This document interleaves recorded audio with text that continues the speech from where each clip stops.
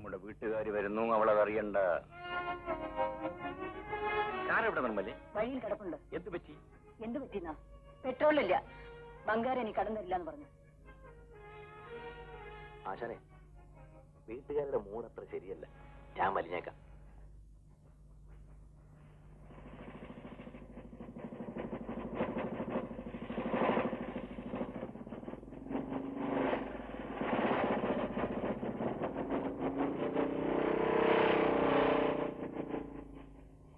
കാറിൽ പെട്രോൾ തീരാൻ വണ്ടി നിൽക്കും. അതിന് നീ പിണങ്ങിയാൽ പറ്റുമോ? അതൊന്നും ശ്രദ്ധിക്കാൻ പോലും നമുക്ക് സമയമില്ലെന്നാ ഞാൻ പറഞ്ഞത്. എന്താ രണ്ടുപേരും കൂടി വഴക്കിടുന്നത്? ഒന്നുമില്ല. ഇരിക്കൂ ചന്ദ്ര. ഞാൻ ഇരിക്കുന്നില്ല. സ്റ്റേഷനിലേക്ക് പോകുന്ന വഴി ഒന്ന് കയറിയതാ. ആ, രാജേട്ടന് പറ്റിയ ഒരു ജോലി ശരിയായിട്ടുണ്ട്. വല്ല പീറ മുതലാളിമാരുടെ ഓഫീസിലിരിക്കുന്ന ജോലിയാണെങ്കിൽ എനിക്ക് വേണ്ട. ഏയ്, അതൊന്നുമല്ല. പോലീസ് ഡിപ്പാർട്ട്മെന്റിൽ ഒരു റിപ്പോർട്ടറുടെ ജോലിയാ. നല്ല കാര്യം. ഡിപ്പാർട്ട്മെന്റ് ജോലിയായാൽ ആരുടെയും മുഖം നോക്കാതെ സ്വതന്ത്രമായിട്ട് പണിയെടുക്കാമല്ലോ. നമുക്കും അതല്ലേ താല്പര്യം. ജോലി ഇഷ്ടമായില്ലേ?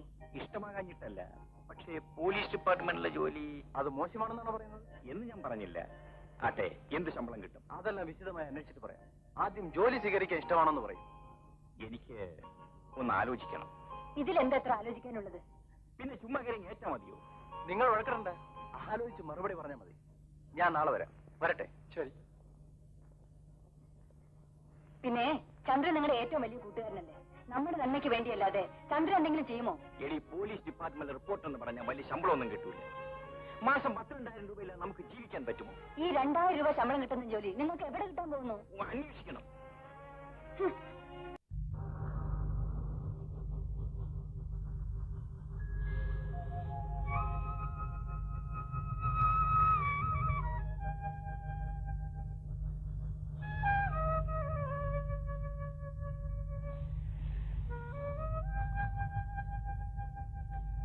ഇതാണ് സാറേ മുറി.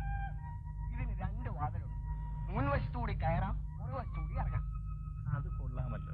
സാറ് എന്തിനാ മുറി എടുത്തിരിക്കുന്നതെന്ന് എനിക്കറിയാം. എന്തിനാ? സിനിമാ കഥ എഴുതാനല്ലേ? അത് ശരി. ഇവിടെ ശല്യമില്ലാതിരുന്ന് എഴുതാമല്ലോ. ഒരു ശല്യം ഉണ്ടാവില്ല സാർ. സാറ് സംവിധാനമായിരിക്കും. ബെഞ്ചാറമ്പോട് കേട്ടിട്ടുണ്ടോ? കേട്ടിട്ടുണ്ടോ? സാറിന്റെ എല്ലാ പടങ്ങളും ഞാൻ ആദ്യത്തെ ദിവസങ്ങളിൽ കാണാറുണ്ട്. സോറി, ഇതെന്റെ ആദ്യത്തെ പടമാണ്. അപ്പൊ ആള് മാറിപ്പോയതായിരിക്കും. സാറേ, ഞാനും ഒരു കൊച്ചെഴുത്തുകാരനാണ്. എന്റെ തൂലികാ നാമം തന്നെ എന്ത്? പ്രാപ്രായം? പ്രാണച്ചമ്പലം പ്രഭാകരൻ. സാറേ, ഇപ്പോഴത്തെ സിനിമാ പ്രൊഡ്യൂസേഴ്സിനൊന്നും സ്റ്റോറി സെൻസ് ഇല്ല സാർ. തീരെയില്ല. എന്റെ കയ്യിലൊരു ഊക്കിലാണ് സാധനം ഇരിപ്പുണ്ട്. പക്ഷേ അവൻ സിനിമാ സ്കോപ്പിലേ കൊള്ളുള്ളൂ. സാധനം നിന്റെ കയ്യിൽ തന്നെ ഇരുന്നോട്ടെ. സൗകര്യം പോലെ ഞങ്ങൾ വാങ്ങിച്ചോളാം. തൽക്കാലം നീ ഒന്ന് പോയാട്ടെ. സാറേ, എന്റെ ക്ലൈമാക്സ് ഒന്ന്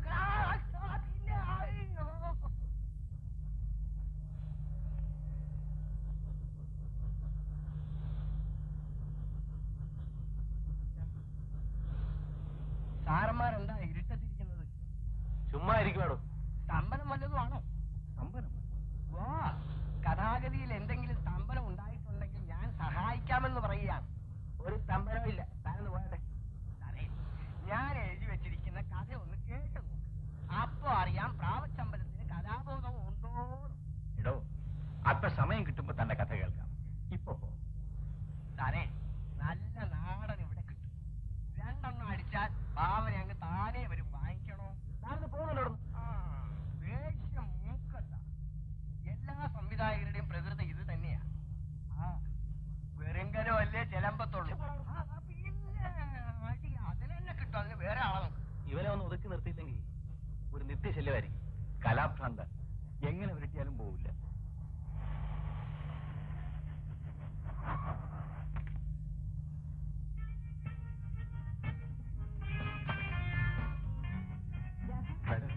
ഇവിടെ തന്നെ നിൽക്കണം. Yes madam.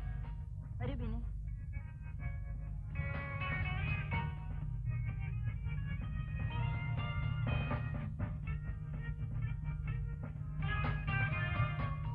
ഇതാണ് എന്റെ മകൾ ബീന. ഹലോ. ഹലോ. ഹലോ. നമുക്ക് മുറിയിലേക്ക് പോവാം. നമുക്ക് മുറിയിലേക്ക് പോവാം. ഞാനിവിടെ വന്നോളാം ചാനെ. നീ വാടാ.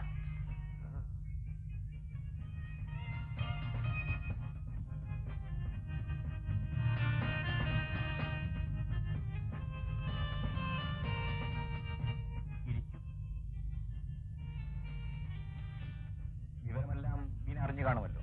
അറിയാം. കുഞ്ഞമ്മ പറഞ്ഞ കാര്യം ബീനയ്ക്ക് സമ്മതമാണോ? ഞങ്ങൾ രണ്ടുപേരും ചേർന്ന് പ്ലാൻ ഇട്ടതാ.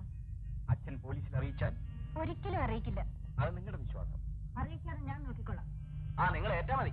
അത് പോരാ, എല്ലാം ആലോചിച്ച് വേണം തീരുമാനിക്കാൻ. മേനോൻ ഞങ്ങൾ പറയുന്ന സ്ഥലത്ത് പണം എത്തിക്കുമോ? തീർച്ചയായും. ഡാഡിക്ക് ഞാനെന്ന് വെച്ചാ പ്രാണനാണ്. പ്രതീക്ഷിക്കുന്നത് പോലെ പണം കൊണ്ടുവന്നില്ലെങ്കിലോ? നിങ്ങൾ എന്തിനാ വെറുതെ അതും ഇതൊക്കെ പറയുന്നത്?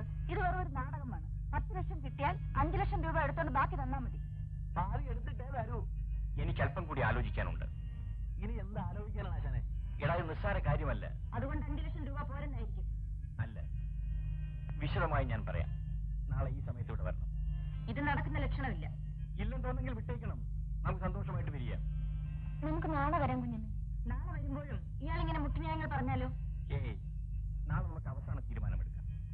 പക്ഷെ നിങ്ങൾ മാത്രം വന്നാൽ മതി. നാളെ ഞാൻ വരണ്ടേ? വരണ്ട.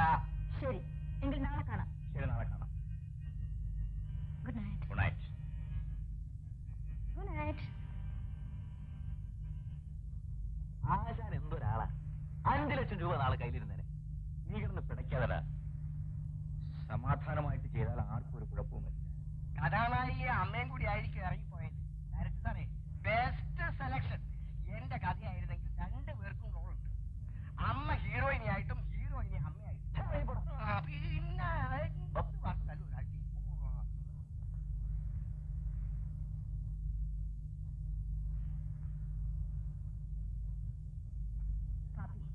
അവിടെ വെച്ചേക്കൂ. ചന്ദ്രൻ വന്നിരുന്നു. ആ ഉദ്യോഗം ശരിയെന്ന് പറഞ്ഞു. 800 രൂപ ശമ്പളം കിട്ടും. ഉദ്യോഗത്തിന് പോകാൻ ഇഷ്ടമില്ലെങ്കിൽ അതങ്ങ് തുറന്നു പറയണം. വെറുതെ എന്തിനാ മറ്റുള്ളവരെ ബുദ്ധിമുട്ടിക്കുന്നത്? ഇപ്പൊ കഴിയുന്ന പോലെ നമുക്കങ്ങ് കഴിയാം. അങ്ങനെ കഴിയണ്ട. ദൈവം കയ്യിൽ കൊണ്ടുവന്ന ഭാഗ്യമാണ്. അത് വലിച്ചെറിഞ്ഞ് കളയരുത്. ഇക്കാര്യത്തെ സംബന്ധിച്ചിടത്തോളം എനിക്ക് ദൈവത്തിൽ വിശ്വാസമില്ലെന്ന് വെച്ചു. ചേട്ടാ, 800 രൂപ അതുകൊണ്ട് നമുക്ക് സുഖമായിട്ട് കഴിയാൻ പറ്റുമോ? പിന്നെ എന്തിനാ ജോലി സ്വീകരിക്കണം? ഒരു വലിയ ജോലി എനിക്ക് ഉടനെ കിട്ടും. അതിലൊന്ന് ശ്രമിച്ചിരിക്കേ.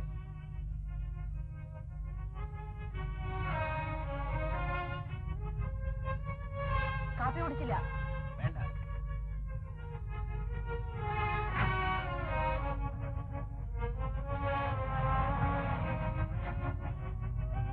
ഈ ഇടയായിട്ട് എന്ത് പറഞ്ഞാലും ദേഷ്യമാ. ഇതെന്ത് പറ്റി? ആശാനെ, ആ സ്ത്രീയുടെ സംഭാഷണം എന്തിനാ ടേപ്പ് ചെയ്യുന്നേ? എടാ മണ്ട, ഒരു പക്ഷേ മേനോൻ പോലീസിൽ അറിയിച്ചെന്ന് വെച്ചോ, പോലീസ് നമ്മളെ പിടിച്ചെന്നും വെച്ചോ, നമ്മളെങ്ങനെ രക്ഷപ്പെടും? ഈ ടേപ്പുണ്ടല്ലോ, ഇതിനേക്കാൾ വലിയ തെളിവ് വേണം. രജനി പറയുന്നു മുഴുവൻ നമ്മൾ ടേപ്പ് ചെയ്യും, ഇല്ലേ? അപ്പൊ മേനോന്റെ ഭാര്യയുടെ പ്ലാൻ അനുസരിച്ചാണ് നമ്മളിത് ചെയ്തതെന്ന് തെളിയും.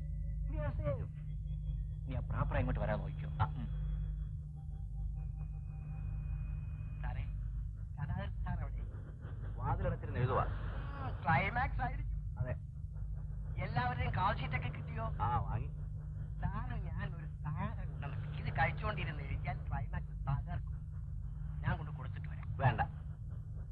ഒരു ഗ്ലാസ് അല്ലേ? പിന്നെ ആശാനെ, അവര് വരുന്നു. വേഗം റെഡിയായി.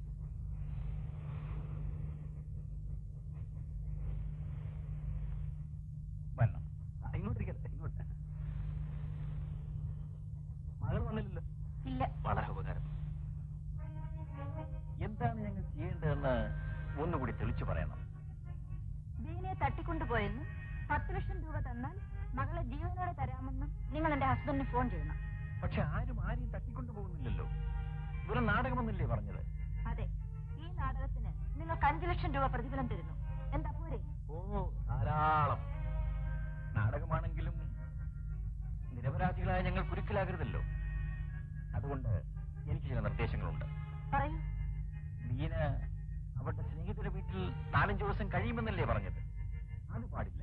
അവൾ ഇവിടെ കഴിയണം. നോ, അതൊരിക്കലും സാധ്യമല്ല. അവൾക്ക് ഒരു ആപത്തും വരില്ലെന്ന് ഞാൻ വാക്ക് പറയുന്നു. പണം കിട്ടിയാൽ ഉടനെ നിങ്ങളുടെ പങ്ക് നിങ്ങൾക്ക് തരും. ബീനയെ നിങ്ങളുടെ പങ്ക് അവലെത്തിക്കുകയും ചെയ്യും.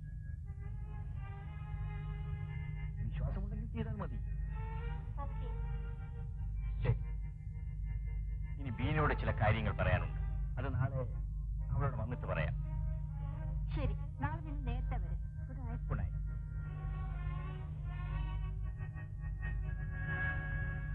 പോയി പോയി.